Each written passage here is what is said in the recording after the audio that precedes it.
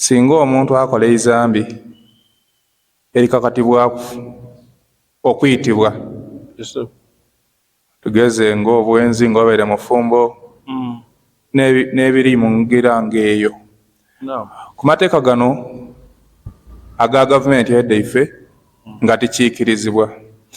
Aye omwidu ono akoze ezambi eryo ye yakoba ati be nenda kulamulwa na sharia.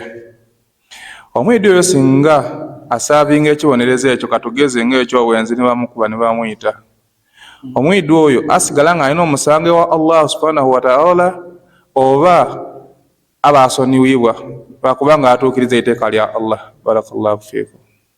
Agasembayo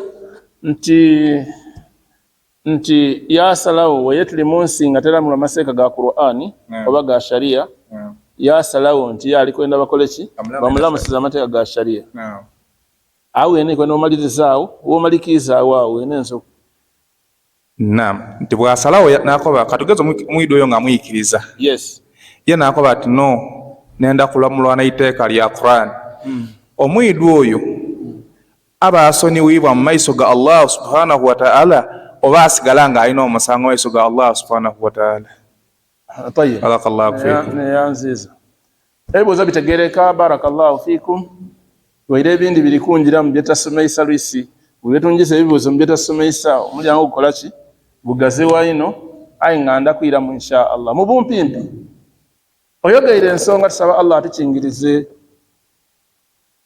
amazambi amanene aganjiza omuntu omulira ate nga buli zambi ebambi. Eza zambi nungi waire ntono tebaki teba nungi kasana eba zambi wabula buli zambi lweba ngeri ku ekibonerezo kya Allah subhanahu wa ta'ala eyo kabiri eba nzito ino.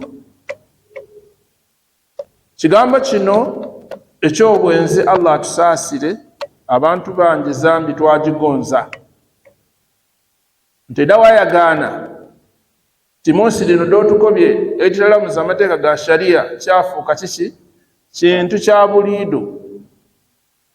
Era oyagaana nti omuntu okwenda zambi ntono ino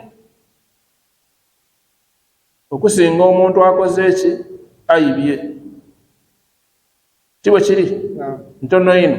Era omwenzi ye babaka bali kumubinga abantu bamugamangu enjira yabitawo. Aye omwibi niwo oba oyibye kakoko bayinza n'okukwokya n'emipiira baakukuma kuki omuliro. Kati omwenzi obanga Allah akusaasire wanjira mu mbeera ey'obufumbo kikirungi ng'ate waire oba kaali asafuruma niwo obako kaali kunjira mu mbeera ya bufumbo tikirungi kukola kikola kya buki kya bwenzi. Aye ate wobongere mu mbeera ey'obufumbo kabiri kiba kisuyise nti wobanga kyoli kunoonya kibino ino. Lwaki Allah yakusaasira oli ni mukyalawo abandi baba n'abakyala babiri basatu bamugemera muki mu bwenzi. Saba Allah tukingirize amazambi amanene. So obwenzi zambi mbi okwira mu kibuuzo nti singa ife tuli munsi olwaleero teramuza amateeka ga busiraamu njakubuuzaako ekibuuzo katono nti tubajja kumulamuza tutya kuba mpira nani ajja okumutaako ki ekibonerezo mwene tajja kwetaako ki kibonerezo kitegeeza eri abajja okumutaako ki ekibonerezo. Abantu abo omutaako ekibonerezo bayinza boona okuweera mu makomera ebategeerekeka okutolako nga mukikolera ekyo kyamaino ate tikyangu mwamuziika ng'ensi teidi ayi tiki tikyangu. Ala kulli hal okwira mu kibuuzo nti omuntu oyo singa aba aterebwako ekibonerezo Allah amusonyiwa. Omuntu oyo Allah amusonyiwa biidhinihi ku buyinza bwe kusinzira ku niya yabaire naye ey'okubanga yenenya kuba okwenenya mu maiso ga Allah kwenenekeza irala Tikyangu omuntu okuyikiriza ojjo oyitibwe. Omuntu okuyikiriza ojjo okole ki? Oyitibwe. Tikyangu.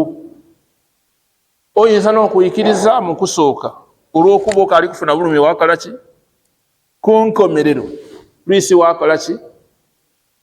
So tusaba Allah era tugezeeku okwegala ebikolwa eby'obwenzi n'ebikolwa ebindi ebibi. Aye nga omuntu oyo Allah amukola ki?